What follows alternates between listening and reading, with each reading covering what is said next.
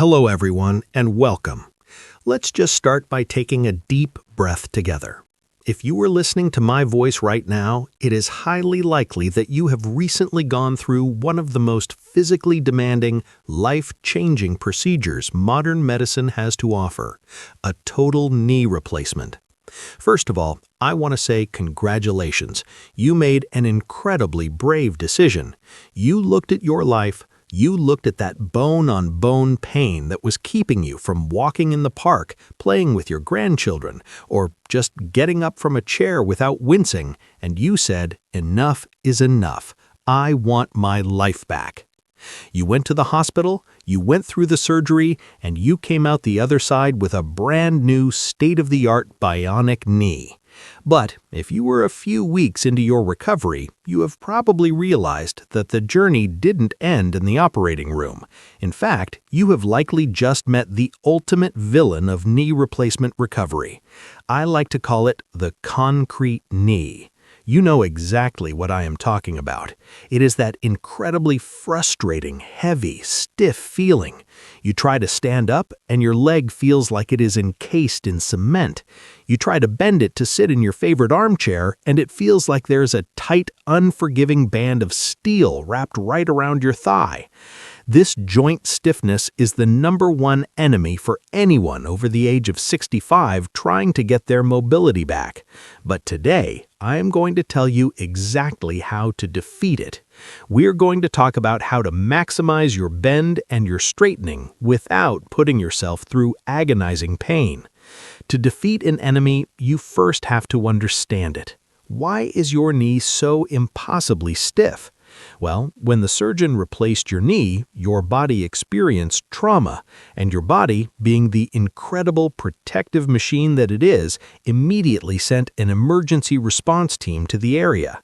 That response team comes in the form of inflammation, extra fluid, and eventually scar tissue. Now, for those of us who are over 65, our bodies heal a little bit differently than they did when we were 20. Our tissues are not quite as naturally elastic. Our circulation might be just a bit slower, and that inflammation tends to hang around a lot longer than we want it to. When your knee is swollen with this fluid, there is physically no room inside the joint for the hinge to move. I want you to imagine trying to close a suitcase that is completely overstuffed with winter coats. You can push on the lid all you want, but until you take some of the stuffing out, that hinge simply will not close. That is exactly what is happening in your knee. You aren't just fighting tight muscles, you are fighting the internal fluid and the scar tissue. So, how do we win? Let's start with the most important movement of all, and it might surprise you. Most people are completely obsessed with how far they can bend their knee, but I am here to tell you that extension, getting your leg perfectly straight, is actually the king of recovery.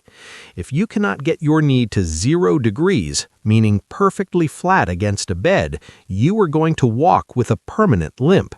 When you walk with a bent knee, it acts like a mechanical tax on your entire body. It throws off your posture, it makes your lower back ache, it strains your opposite hip, and it exhausts you.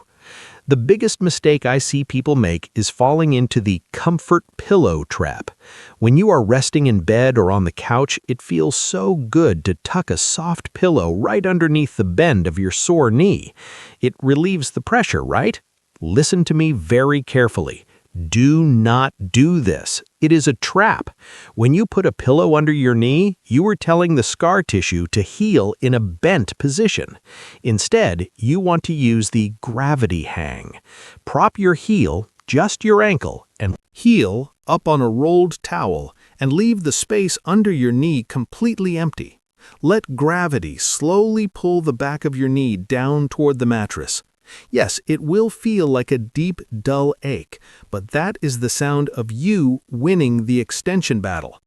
Combine that with your quad sets, squeezing your thigh muscle tightly for 5 seconds at a time, and you will teach that knee how to stay straight. Now, let us talk about flexion, the bend. You need a good bend, usually around 110 to 120 degrees, to do normal daily activities, like climbing stairs or getting out of the passenger seat of a car. But here's where we have to abandon the old mindset of no pain, no gain. Pushing your knee into sharp, stabbing, eye-watering pain is actually the worst thing you can do. When you cause sharp pain, your brain panics. It thinks you are injuring the knee all over again, so it triggers more inflammation, which causes more swelling, which causes more stiffness. It is a vicious cycle. Instead of agonizing pain, we are looking for productive discomfort. When you are doing your heel slides, sliding your foot back toward your body, I want you to pull until you feel a firm stretching sensation. Stop right there at the edge of the discomfort before it becomes pain. Now take a deep breath in, and as you slowly exhale, try to relax the muscles around the joint. You have to negotiate with your knee, not force it. Another absolute game changer for flexion is the stationary bike. Even if you cannot pedal all the way around, simply sitting on the bike and rocking the pedals gently back and forth uses the mechanical leverage of the machine to gently coax your joint capsule to stretch. It is miraculous for stiffness. But remember our suitcase analogy? You cannot bend a swollen knee. Managing your swelling is the hidden secret to unlocking your range of motion. Elevating your leg does not mean just putting it up on a footstool while you watch television. To actually drain the fluid, your knee has to be higher than your heart. You need to be lying flat with your leg propped up high. And ice is your absolute best friend.